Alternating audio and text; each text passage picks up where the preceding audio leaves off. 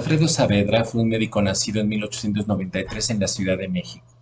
En su trayectoria de casi 50 años, se dedicó a la docencia en varias instituciones de educación superior y colaboró en diversas publicaciones periódicas como la Gaceta Médica de México, Criminalia, Revista Mexicana de Puericultura y desde luego en la revista Eugenesia, la cual era el órgano oficial de la Sociedad Mexicana de Eugenesia, fundada por él mismo en 1931.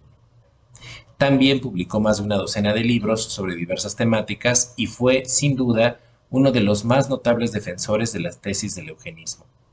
Aunque su obra es muy conocida en México, una faceta que no ha recibido atención fue su labor como catedrático de la Escuela Normal de Especialización, una institución fundada en 1943 que se dedicaba a formar profesores expertos en la atención a niños que hoy denominaríamos con discapacidad. Ahí impartía 3 asignaturas, las 3 en la misma carrera, la de maestro especialista en sordomudos,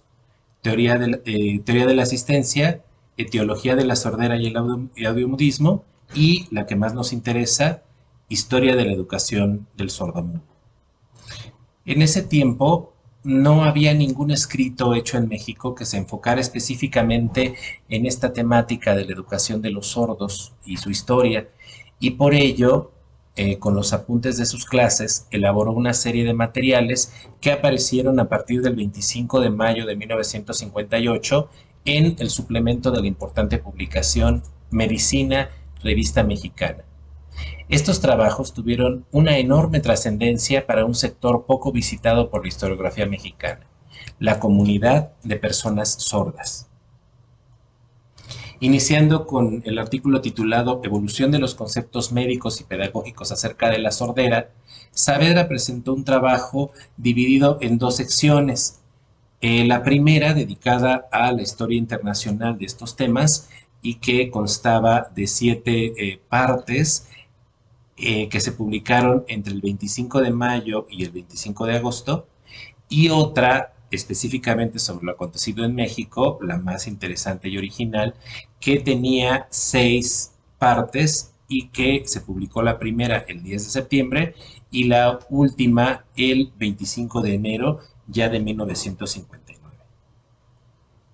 Analizando un poco más detenidamente el contenido primero de los 7 artículos dedicados a la historia internacional, pues podemos concluir que en realidad se puede resaltar muy poco porque para esa fecha ya existían en el mundo numerosos estudios sobre el tema. El primero, de hecho, se había publicado más de 400 años antes, en 1550. Entonces Saavedra lo que hizo simplemente fue tomar alguna información de unos pocos de estos textos, organizarla y fue lo que presentó en estos primeros 7 artículos. De todos estos, solamente quiero recuperar 2 de sus relatos porque terminan siendo de interés para fines de esta charla. El primero de ellos tiene que ver con lo que ocurrió en el Congreso Internacional para Maestros de Sordomudos, celebrado en Milán en septiembre de 1880.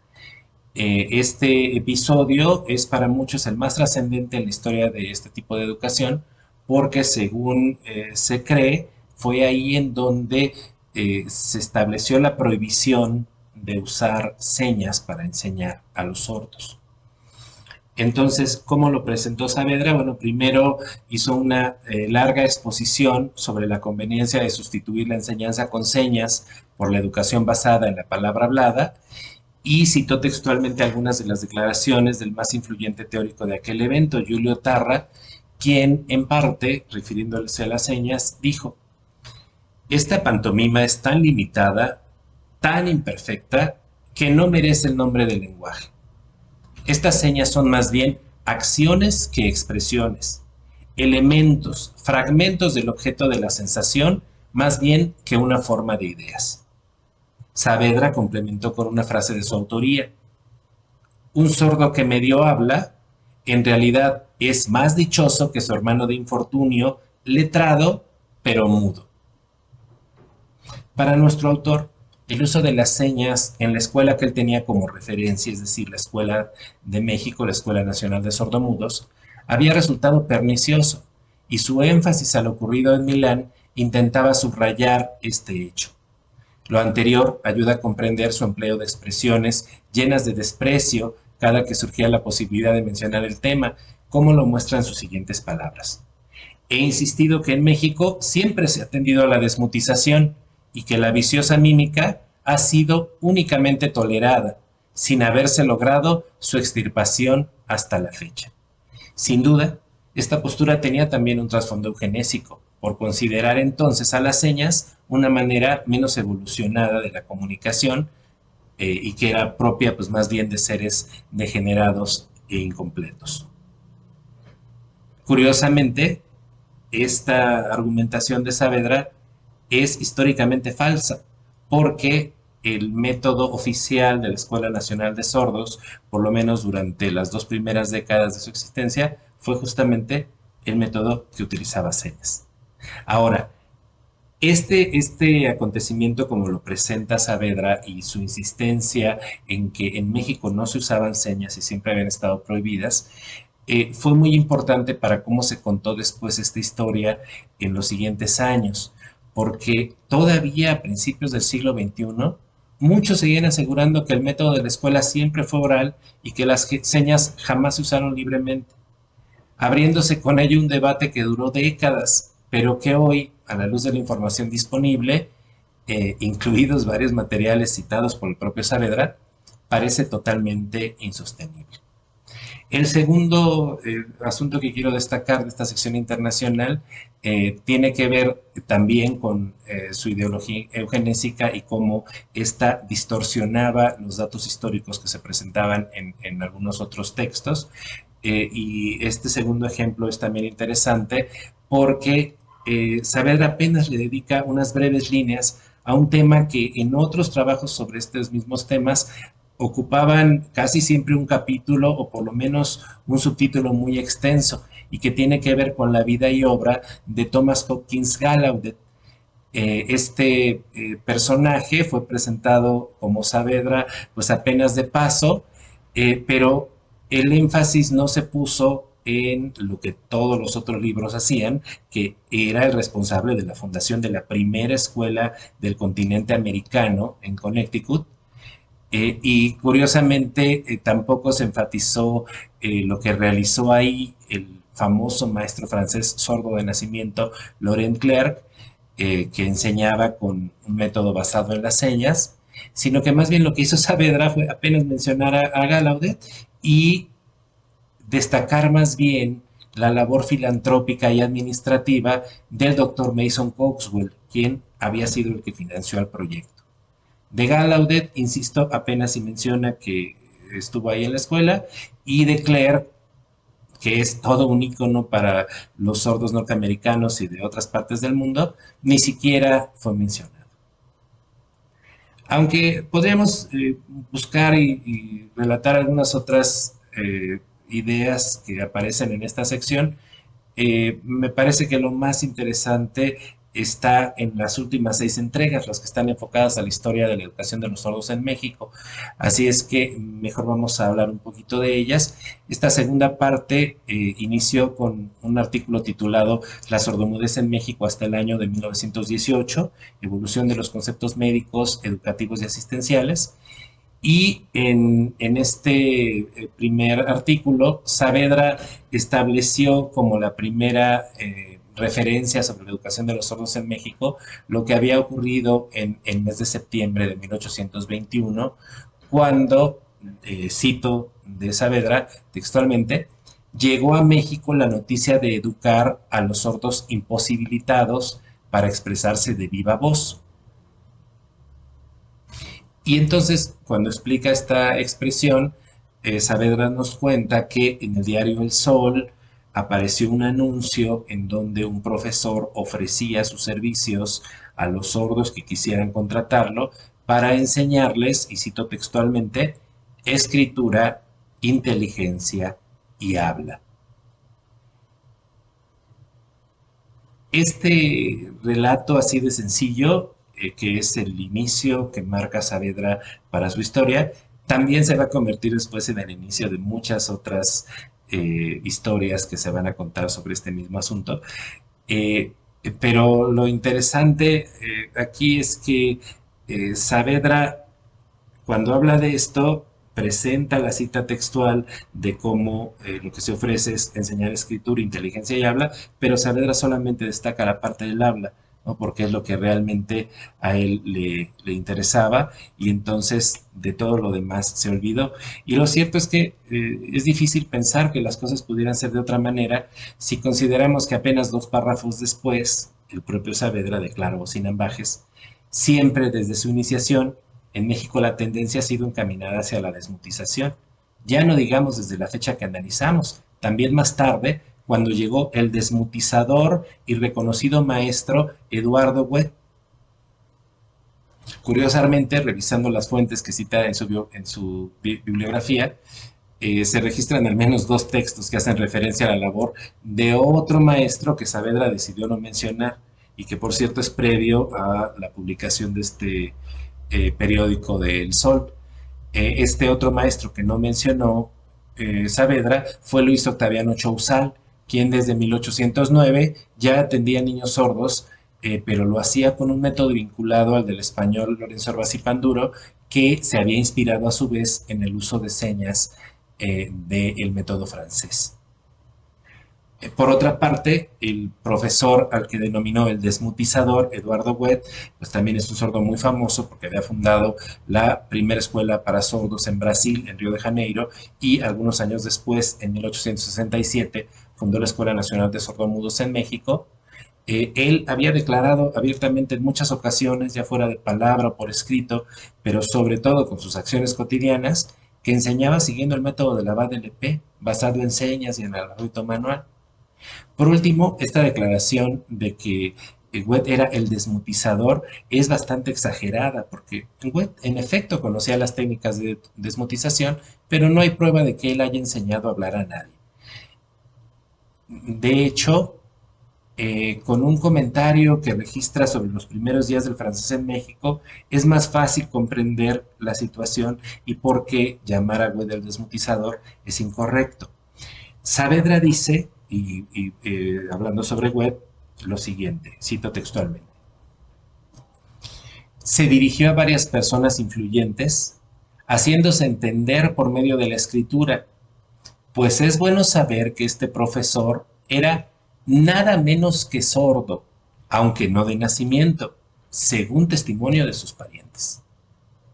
Bueno, aquí lo primero que llama la atención es la forma en la que presenta el dato crucial de que el maestro francés era sordo, así como si fuera un asunto casual, incidental, que solo sirve como anécdota para adornar al personaje, descartando todas las referencias de contemporáneos a Huet, incluso algunos que lo conocieron personalmente y señalaron su sordera de nacimiento,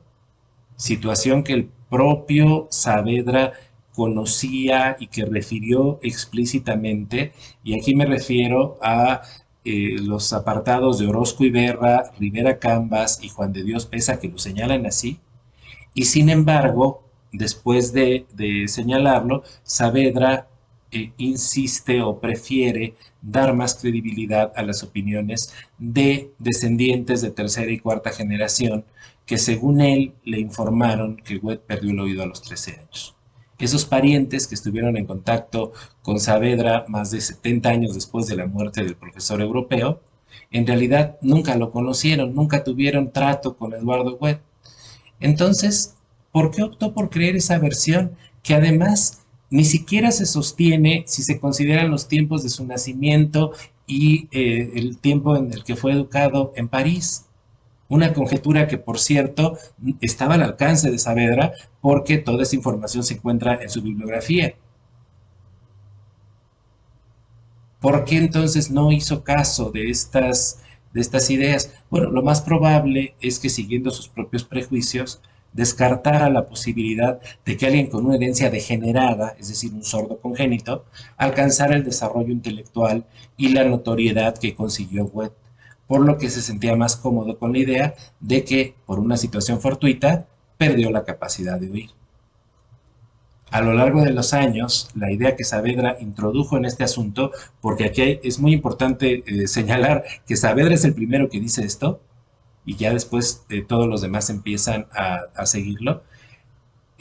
Con el tiempo esta versión se convirtió en la oficial y entonces ahora ya muchos piensan esto, ¿no? Y el primero que lo dijo fue Saavedra. Ahora, otro de los personajes que he retratado de forma interesante fue Ramón Isaac Alcaraz, a quien Saavedra atribuyó dar los primeros pasos para la creación de la primera escuela oficial para sordos en México. También lo responsabilizó del método que se adoptó en ella, gracias a un supuesto contacto que tenía con un pariente del entonces director de la Escuela de Sordomudos de Madrid, donde obtuvo, y cito textualmente a Saavedra, reglamentos y estatutos y otras disposiciones que regían los reputados establecimientos hispánicos y de otras naciones europeas. Este asunto llama la atención porque ninguno de los documentos citados en la bibliografía contiene esa información, además de ser claramente errónea en vista de que tanto el método que se siguió como las disposiciones sobre organización interna del plantel y hasta la forma de financiamiento de la institución fueron las del propio Goethe, porque él los había implementado en la Escuela de Río de Janeiro una década antes. Aquí se trata de un simple error de juicio o interpretación, o a lo mejor existía un cierto interés nacionalista de destacar al mexicano por sobre el francés, o tal vez hasta un prejuicio que asignaba cierta superioridad del oyente sobre el sordo, a quien, quién sabe, quizá se consideraba incapaz de tal acción. Ahora, a pesar de la sobrevaloración que Saavedra otorgó al papel de Alcaraz en el proceso de creación de la Escuela Nacional de Sordomudos, esto afortunadamente no tuvo efectos duraderos porque los autores posteriores no lo recuperaron.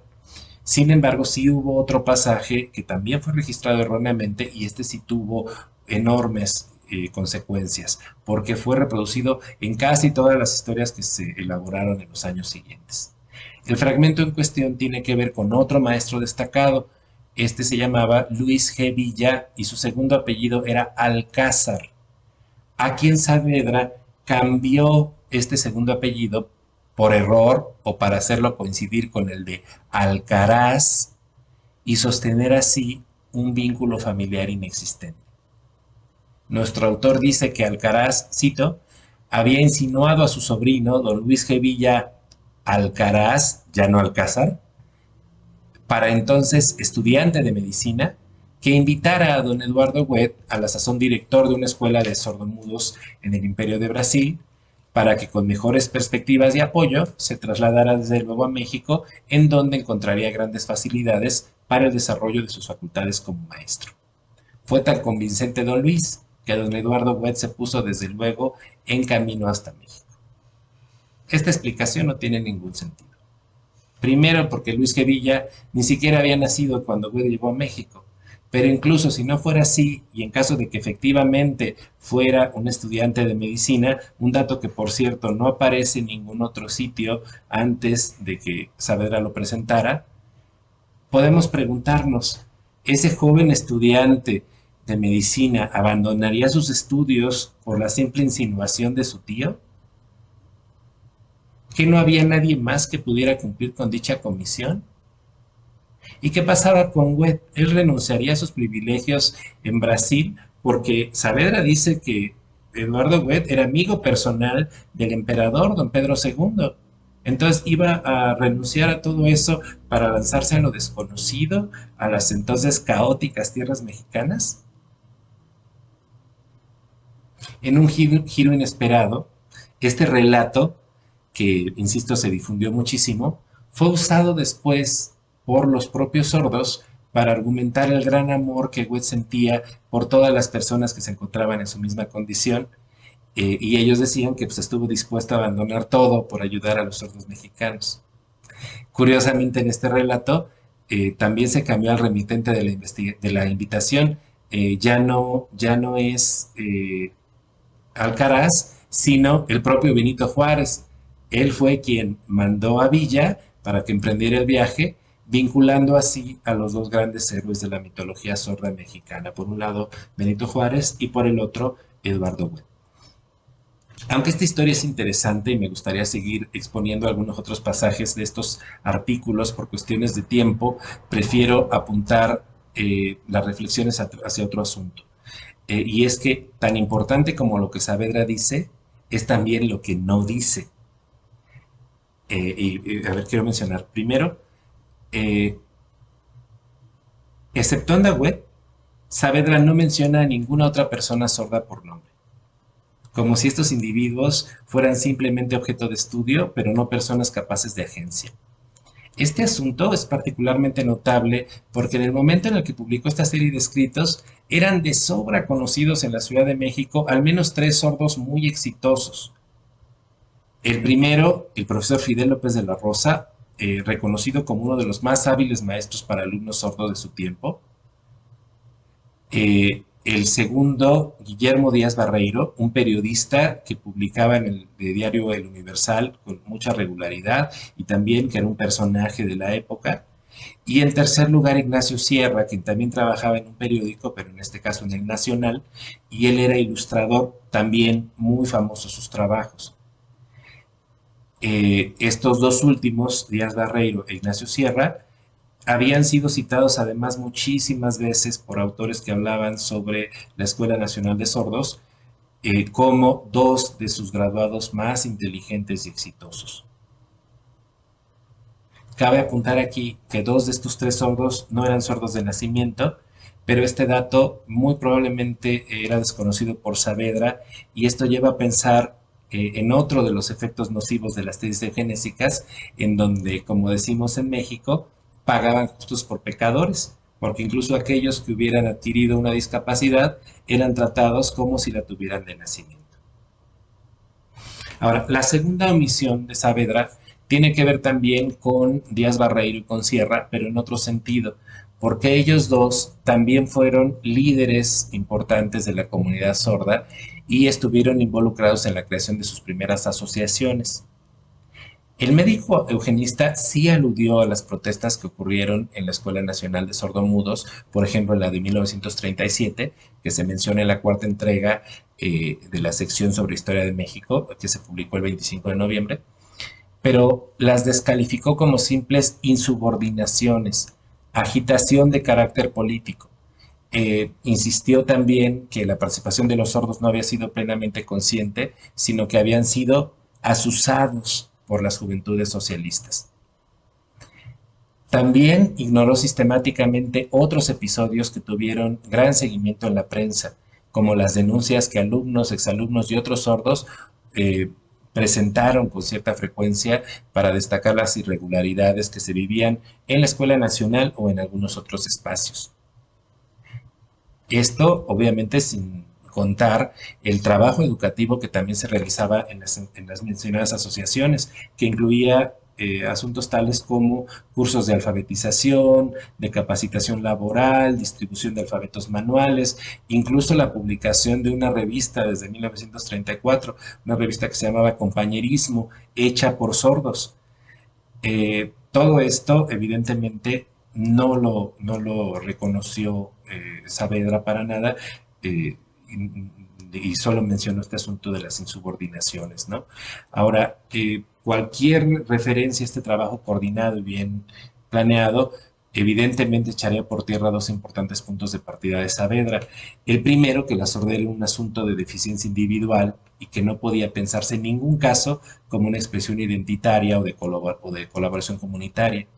En segundo término está el hecho de que, según Saavedra, la mejor vía, la única aceptable para el desarrollo intelectual y social del sordo, entendido como lisiado o anormal, solo para usar dos de los términos, entre muchos otros que utilizaba con frecuencia para referirse a ellos, era la enseñanza del labio y la lectura labial,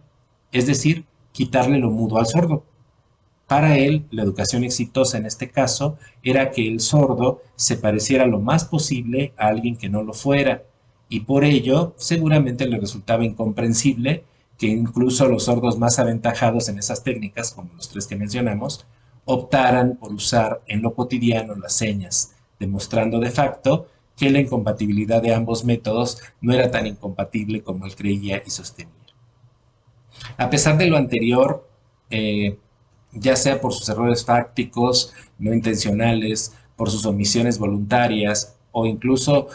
por su énfasis en ciertos puntos de vista. La historia sobre la educación de los sordos en México de Saavedra fijó una serie de ideas en la comunidad sorda que siguen reproduciéndose hasta el día de hoy, lo cual es una prueba inequívoca de la trascendencia que tuvo este trabajo, elaborado quizá con la mejor intención, pero que ha constituido una barrera difícil de sortear para aquellos que intentan pensar el pasado de este colectivo desde otras perspectivas y sin la influencia de las preconcepciones de otras épocas, como las relacionadas con la eugenesia. A modo de conclusión, me gustaría solamente hacer cuatro breves reflexiones finales. En primer término, aunque la palabra eugenesia no se menciona ni una vez en los 13 artículos que componen nuestro corpus de análisis, su presencia es innegable, ¿no? Ya sea por las decisiones que consciente o inconscientemente tomó el autor, por su forma de expresarse de las personas sordas o por las expectativas que tenía de ellos. En segundo lugar, y pensando en la influencia que este conjunto de escritos tuvo en el mundo académico, destaca el hecho de que influyó notablemente a la primera investigación académica formal desde la lingüística sobre la lengua de señas, un trabajo titulado La lengua manual mexicana, que nunca fue publicado, aunque se escribió en 1986, del lingüista Thomas Smith del Colegio de México, quien, sin saberlo, tomó datos de Saavedra, y digo sin saberlo porque en realidad estaba él citando otras fuentes, pero que a su vez ellos habían citado a Saavedra, y entonces prácticamente toda su información histórica viene de aquí. Digamos, este escrito de Smith después fue tomado por Boris Friedman, quien escribió el trabajo que sin duda es el más referido de las últimas 2 décadas sobre este tema, que se llama La Comunidad Silente en México. Entonces Saavedra pues también llegó con sus ideas hasta esta importante publicación. En tercer lugar, y pensando en términos sociales, estos escritos sobre la educación de los sordos seguramente no fueron leídos por muchas personas. La mayoría de la población en México no se interesaba en estos temas entonces, e incluso hoy, con el auge que ha tenido asuntos como la educación inclusiva y la visibilización de la lengua de señas mexicana en la televisión, sigue sin ser un asunto que interese a muchos. No obstante, para la propia comunidad sorda tuvo una enorme trascendencia. Muchos de los escritos contemporáneos, incluso de los elaborados por los propios sordos, contienen información tomada directa o indirectamente del trabajo de Saavedra. Por último, para nosotros como investigadores, es un ejemplo interesante de hasta dónde las ideas eugenésicas se extendieron entre la población y nos permiten valorar sus alcances por las vías más insospechadas. En casi todas las introducciones de los diccionarios de lengua de señas mexicana que se utilizan hoy, y hasta en las justificaciones que se dan para establecer ciertas demandas o hasta leyes, como por ejemplo los argumentos históricos para legitimar oficialmente la celebración del Día Nacional de las Personas Sordas, que se presentaron tanto en la Cámara de Senadores como en la de Diputados hace apenas un par de años. Las interpretaciones de Saavedra pueden percibirse, aunque sea de manera subrepticia. A fin de cuentas, aunque hoy se insiste en algunos espacios sobre la importancia de valorar las dimensiones cultural, lingüística e identitaria que tiene la comunidad sorda, para gran parte de la población de México lo habitual es seguir pensando esa condición únicamente como un asunto individual, un defecto que debe arreglarse. Aunque no podemos culpar a Saavedra de ello, ciertamente su trabajo hizo su parte en difundir esta percepción, incluso hasta nuestros días, cuando es fácil caer en el error de suponer que las perspectivas eugenésicas son cosas del pasado.